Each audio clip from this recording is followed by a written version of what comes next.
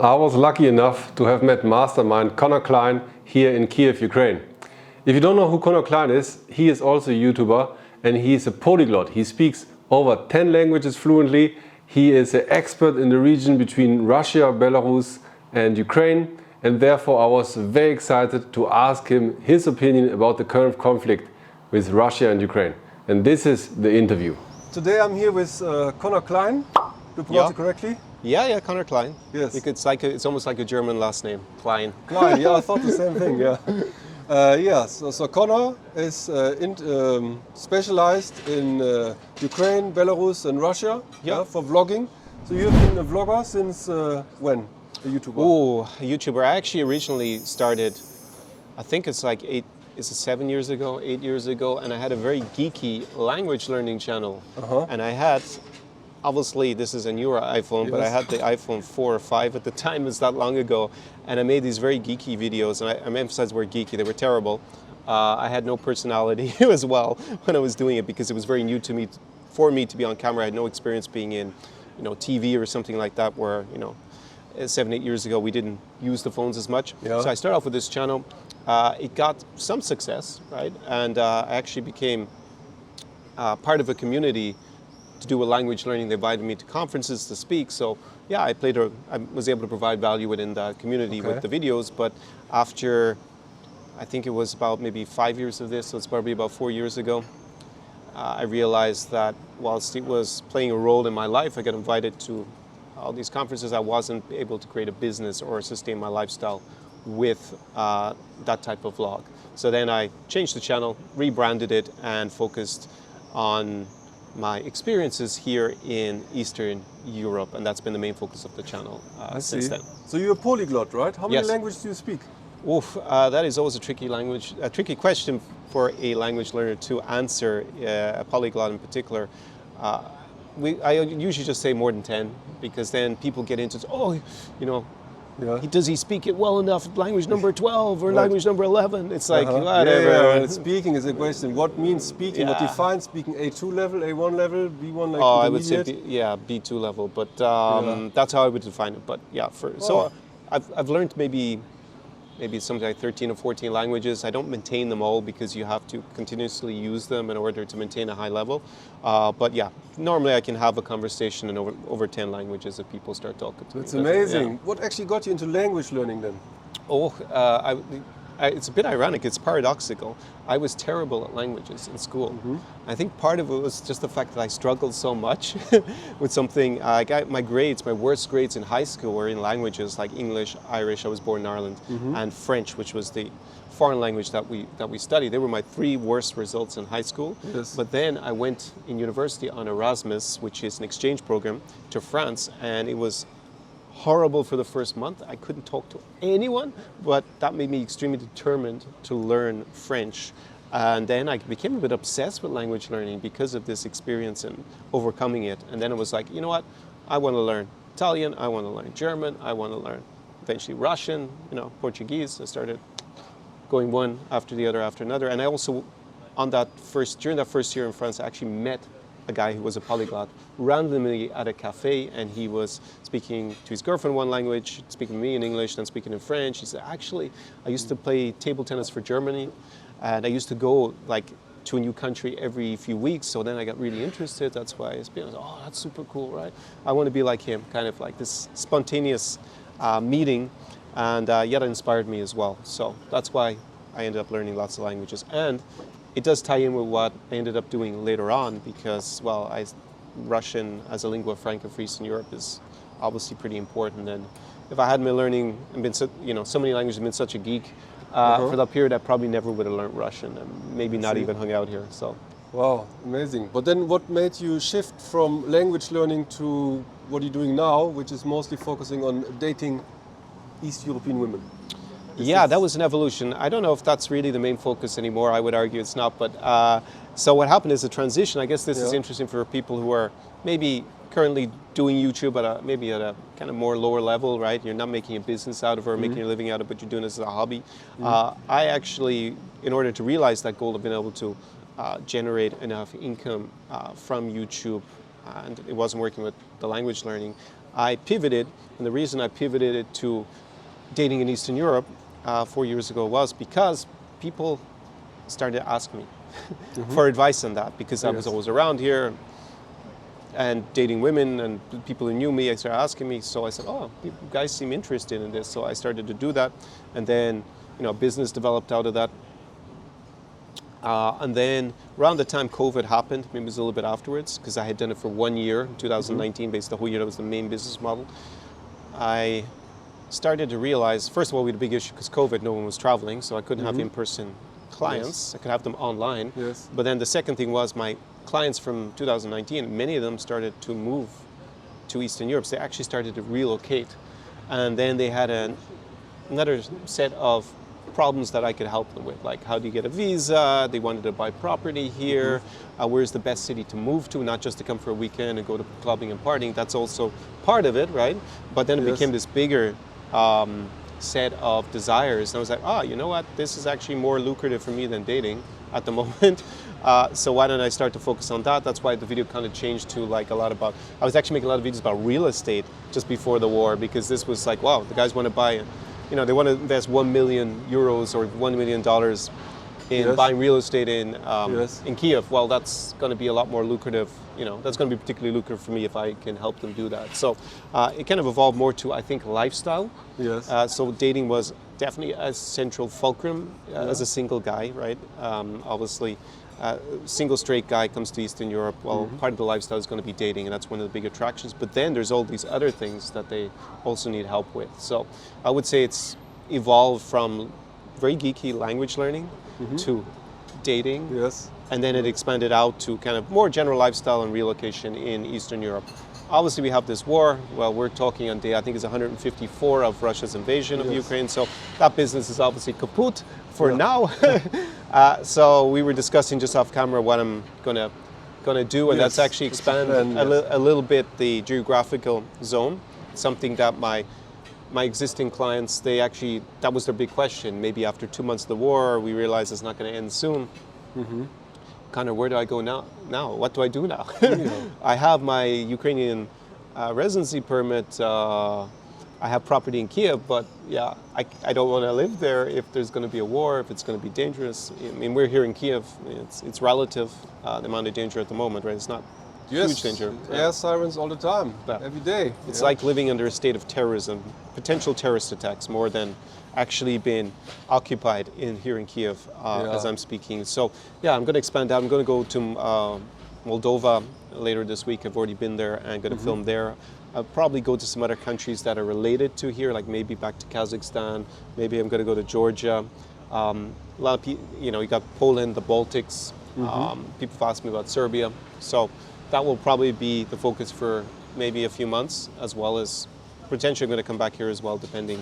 Some clients still want to come here. So I see. And you have an apartment. You bought an apartment in Kiev. I haven't bought an apartment because, with the tension with the war, I was like, because I'd done all the work over the previous year about like the real estate. I was looking at them all while I was helping clients. I was thinking, that would be, what do I want exactly? And I was like, this is probably not the moment to buy. But didn't prices go down? Actually? Yes, now they go down. Yes, so maybe it's actually a good time to buy. Exactly. Stefan has actually preempted. I actually already shot a video that I'm going to edit up about buying real estate, whether this is the right moment to actually buy in Kiev or in Odessa, for example. Maybe a spoiler for my video, but I don't think it's the exact moment to buy right now. But the prices have gone down between 20 and 30%, but it's low volume in terms of people selling. And if the war ends tomorrow, then maybe the prices won't go down much further. But of course, if the war goes on for another year, reality is the prices will go down another 20 or 30%. So probably. That's just me thinking a little bit logically. There are a lot of factors, of course, that can change that. Right. So probably the best moment would be to buy before the war ends, just shortly before the war ends. Yeah. Because now it seems like it is like dragging on for a while. But when you see it coming to an end, maybe then could be a time to buy, because then it should be safe in the future. But good luck predicting when this is going to end, right? It's complicated. We don't know when this is going to end. Maybe Vladimir Putin's going to be my client and buy, since he can end the war tomorrow. I see. So where have you been when the war started? I was in Ukraine, but I had pre-positioned myself to a town called Chernivtsi. So it's a city on the border with Romania. It's like literally a 20-minute drive to the border from the city center. Yes. And I had gone there because I made a video back in December from Kharkiv talking about the war. I said it wouldn't have to be mad, Yes. crazy, stupid to invade, because I didn't think it would make much sense for Russia in the long term. I thought they would fail in the long term. I thought they would possibly occupy a lot of Ukraine for a short period or a medium-term period, and then eventually have to leave. So I thought he's not going to do that. It's going to cost so much resource, so many resources, potentially mean that he's going to lose power in Russia. Why would he do something for low probability of success? But I realized in January that it was a lot more. The probability was getting higher and higher. Yeah. So around February, I think it was February 14th, about 10 days before the invasion, I actually left Odessa because I did not want to get trapped in Odessa. Yes. Now, as it turned out, they put disinformation on the first day that they were actually landing troops in Odessa. But that was a scenario that I did not want to get stuck in. Right. Because we've seen subsequently what happened in Mariupol, for example. Yes. And they completely razed the city and killed who knows how many people. And they would do the same thing in Odessa. These people are like so ruthless. So I was already in Chernovtsi. And on day one of the war, then it happened. I shot video content from there, and on day two I left. It was a little bit complicated across the border, which I hadn't anticipated. They were letting very few people out at that border, but I got out. It took I think maybe it was somewhere between 6 and 8 hours to get out. But yeah, I was close to a border. I was never really in danger. I had picked Chernovtsi because I didn't see it in the line of attack. I didn't see that it would be a particularly interesting target to bomb. Right. Of course, you never know what's there in the city or what Russia will do. But I thought this is a very low probability. It's very safe. If the border is shut, I can go to a small town in the countryside, pay a babusa, grandma or something, stay in the house, have her cook. There'll be food in the garden, we'll survive. We won't, it's going to be the mountains. You have the Carpathians. So I thought out my strategy for evacuation. So then it unfortunately was necessary, but I was never trapped in Kiev like a lot of people who didn't anticipate it. Well, you didn't believe that Putin would invade the Ukraine, but you still took precautions because later on it was actually more probable. Then you actually thought, well, actually he might do it. Yeah. Right. And the reason I thought he might do it is, one, because I actually had the same information that the US released. I had it a few days earlier than that. I had been told. And I was like, okay, I'm getting this kind of cryptic message that I should not be in a place like Odessa on this date. Like, it's fine now, but they're telling me in a few days. And then actually the US actually released that real intelligence. Yes. So I was like, yeah, but people didn't want to believe it for some reason. So I don't know, is it still working? Yeah, it's still working. You have to be careful. There's a wet frame. Anyway, so how did you feel the day on the invasion, the February 24th? Oh, I felt horrific. I basically hadn't slept for the previous 2 days. I think when I saw Putin's speech about 2 days before, where he was basically, it was like a declaration of war. For me, it was like extremely highly likely. And then the day before, I was up very late. And then Vladimir Zelensky, the president here, had given basically a short speech to the nation that it seemed clear that Putin wasn't answering his calls, like they're going to invade basically. And then I was still awake at 4 a.m. when they started to shell Mariupol. And I wasn't scared for myself at all because I felt I'm not in danger. Like the probability is extremely low I'm going to personally have a problem here. I'll just go to Romania. But I felt very apprehensive for everybody else, basically in the country and what was going to happen, because things like what happened in Mariupol, it was a possibility. Like when they invaded Crimea, they didn't destroy everything or kill lots of people, but in Donbass already, you saw that people are going to get killed by these invasions. And then, what happened, I kind of had a harbinger, like premonition that, this is going to be really bad. They're going to wreck the country. They're going to kill a lot of people and probably occupy, if not all, but a lot of it for a period of time and really destroy things. It's tragic. And for something that's basically folly, it's right, not. yes. And especially in the beginning, it was very uncertain what will happen. Now it is more certain that Russia is slowly taking over territory. Well, they're not even taking it into, right now they haven't taken any territory basically for 3 or 4 weeks. And they had to retreat out of Kiev. They lost the Battle of Kiev, they lost in Sumy and Chernihiv here in the north, so they've retreated out. They made some success, they had some success in Luhansk, success because they actually destroyed almost everything that they take. So, and the people who are left who support Russia, because there are some people who support Russia in Ukraine, it's a minority even in the east. You know, you see the interviews from the Russian side, right? It's mainly all these old women who are pensioners that Russia now has to provide food and water and a pension to. And there's a destroyed city. So I'm just looking at that and saying, yeah, they can loot stuff, like steal stuff that's left in the beginning, but why are they going to rebuild it and have pensioners there? It just looks like not really, like a Pyrrhic victory is what is a term. Like you win the battle, but it's strategically so debilitating you're going to lose the war. And I think that's the position that Russia's in. But we don't know when it ends because you know Russia has tried to present as Ukraine is an existential threat for Russia, which is ludicrous. Ukraine is not an existential threat for Russia as a country. But because Russia has invaded, I think Ukraine is the loss of a war in Ukraine is an existential threat for the Russian cabal that runs the country. So the people around Putin and his clique, yeah, it's an existential threat for them continuing in power because it's such a stupid decision, right? And it's been proven so far not to have been particularly successful, right? Of course, everybody has propaganda in a war, right? So they try to spin it like we never wanted to take Kiev. Well, oh, that's stupid, right? Of course, they just failed, right? And eventually they're going to have to leave also. I think they're going to have to leave probably every part of Ukraine eventually. And then we'll see what happens in Russia. Hopefully, yes. So you could watch Putin's speech just live in Russian, yeah? And all the other speeches of Belarus, what is the dictator? Lukashenko, yes, yeah. He's just as mad as Putin, yeah. Well, he plays like he's mad. I'm not sure he's really mad, but he just kind of, his persona would suggest that. I see. And just leaving politics out, what country you like the most between Ukraine, Belarus, Russia? Well, how can I leave politics out of it? Russia invaded Ukraine for living no good people, reason, other than imperial desire, right? Is actually, yes. I mean, that affects everything. I think probably if you'd asked me 2 or 3 years ago, I mean, for my business, Belarus was more interesting at the time. Russia is the biggest country geographically on the planet. Of course, there's going to be lots of interesting stuff there. I always had a good time when I went to Russia. I never had any problems there. So can I say which one do I prefer? It's obviously going to be Ukraine because Ukraine is the one fighting for survival, right? I mean, yeah. I fell back in love with Ukraine, I think, over the last 2 years that I spent a lot of time here anyways. So, yeah. I think it's the country with the best prospects for the local people going forward. Unfortunately, this war is going to wreck a lot of stuff and set it back, but... yeah. No, with the economy, but everything has a balance, advantages and disadvantages, yeah.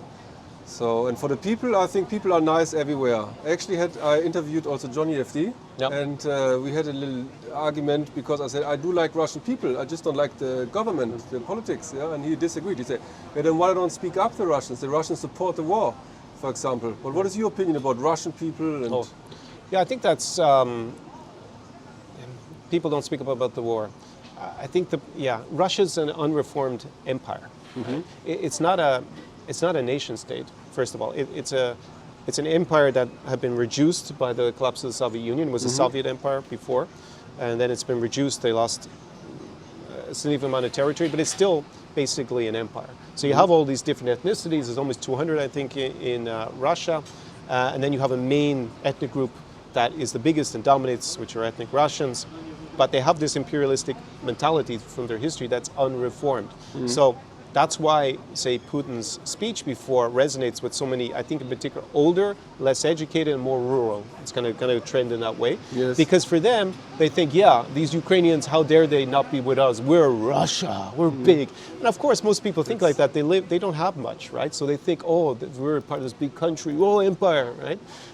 And I think that's a major issue. Now, when I go to Russia or with people I'm friends with from Russia, they don't think like that. We wouldn't be friends otherwise, probably. Exactly, yeah. And I think maybe you could say if you were living in Moscow or St. Petersburg in an area like we are now, I don't think you're going to find so many people who are in favor of the war. But unfortunately, that's not the majority of Russians. So you have this tendency of people who are more likely to support this imperialistic war because that's what it is. Of course, they have all the propaganda, NATO expansion, the biolabs, I don't know, whatever rubbish they want to talk about, but the people of Donbass, right, who they're protecting by killing basically with this war. But unfortunately, you have those kind of demographics within Russian society that are more likely to support it.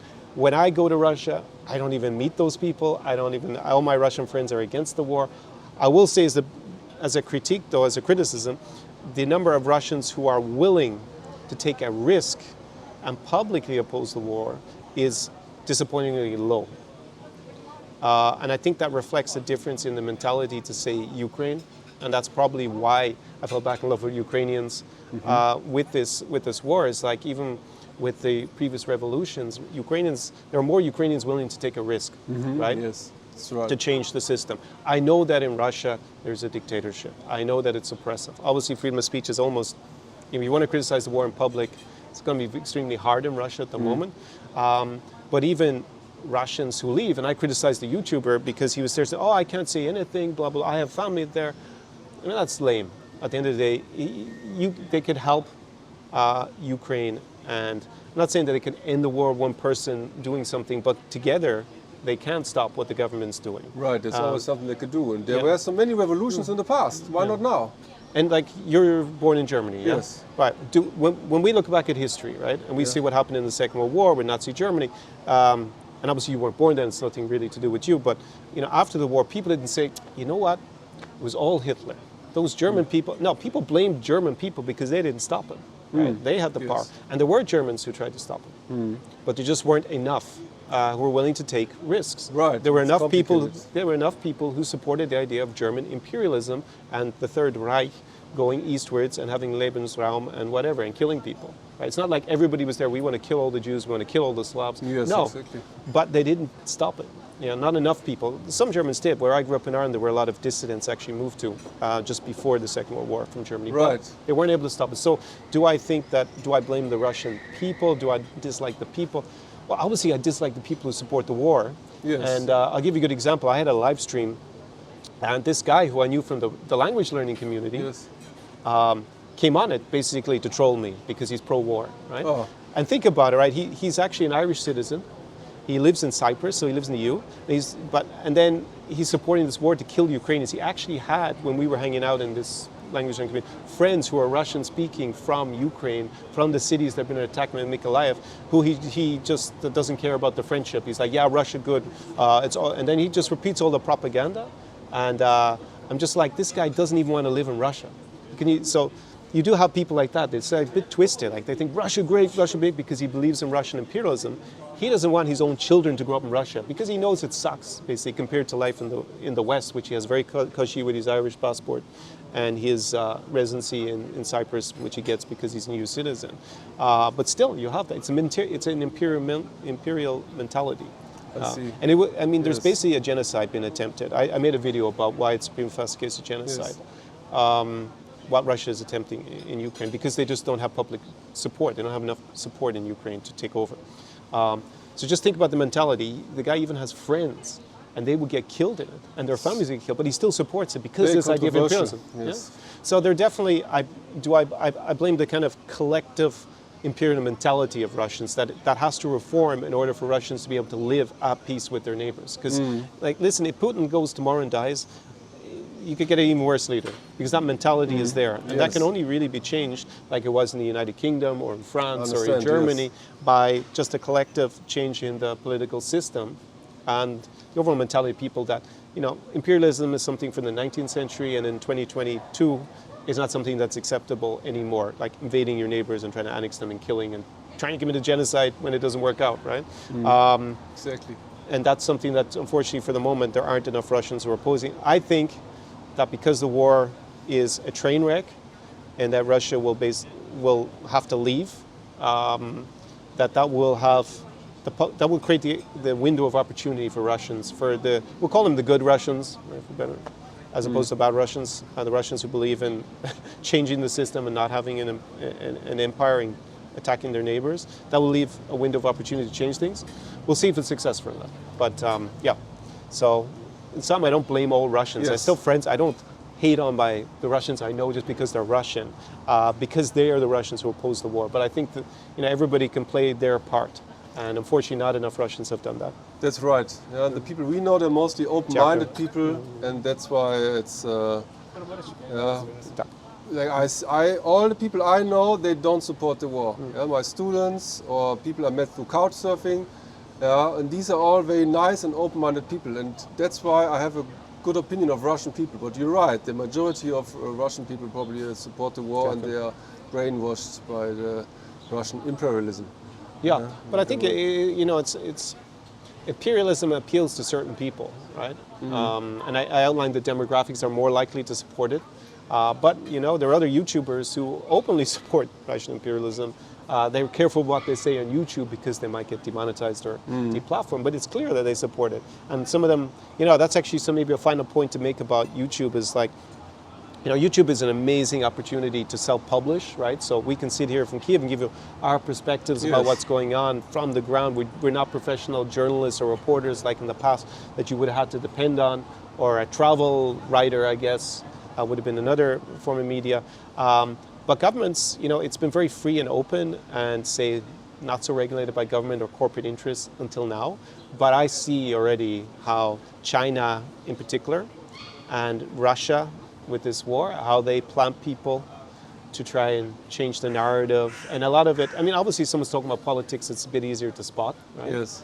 But what's travel vloggers is another thing. Like, there are travel vloggers who clearly work for the Russian government. And it's subtle, the propaganda that they throw in. Like, because what they do is they build up trust with the viewer, they're talking about something nice and cultural, and then suddenly, they just drop in something that's a propaganda point for the Russian government. Justifying why we're in Ukraine, killing people, right? They won't frame it like that. So, I think that's an interesting development. With this war, it's become more obvious to me. Apparently, with China, it's been something that's been visible for a couple of years. Just always try to evaluate who you're watching, including us, right? We all say... Wisely said, Wisely said, Conor. So you have a lot of idea about, a lot of understanding of the situation, actually. Yes. By the way, these are sirniki. These are this Ukrainian traditional food? Yeah. Although this is kind of probably not the way they normally look traditionally, but sirniki, it's traditional. How we describe them? I think they give a translation here, because it's like cheese. I don't know what we call them in English. Cheese pancakes, they just put as the translation. Okay. All right, let's sum it up. It was very nice interviewing you. Yeah, Conor. Yeah, so, Dankeschön. Ja, Dankeschön auch. Du sprichst fließend Deutsch? Ja, ich kann auch auf Deutsch sprechen. Ja. Sehr gut. Ich spreche nicht so oft auf Deutsch. Ich bin hier in der Ukraine und wir sprechen auf Ukrainisch oder auf Russisch. Deutsch ist auch kein Problem. Sehr gut. Die deutsche Sprache macht immer Spaß zu sprechen. Deutsch and very good. I think with your languages you can also maybe build something in the future. You can combine this with the, because all these languages, they are very valuable. Yeah, it's definitely valuable. If you're coming to live in any country, I think you should invest in learning the minimum of the language. Okay. There are lots of reasons for that. One is not just about communication, because in most city centers and also you can get by with English, but it's more a tourist experience if you do that. Really to make deep connections. Okay, all right. So subscribe to the Tsar experience. The Tsar experience. Well, it's probably better to say my name, because who knows what I will call the channel in the future. Maybe you change the name, because Tsar is a Russian based, right? Yeah, there are a lot of people suggest I change the name. I'm not going to change it for now, at least. But we'll see what if I have to pivot in the future. Maybe we need a new name. Maybe I'm just going to use my own first and last name, Conor Clyne. Yeah, you already built a brand with your name, in fact. Yes. Cool. All right. Thanks for the interview. Thanks for watching. My pleasure.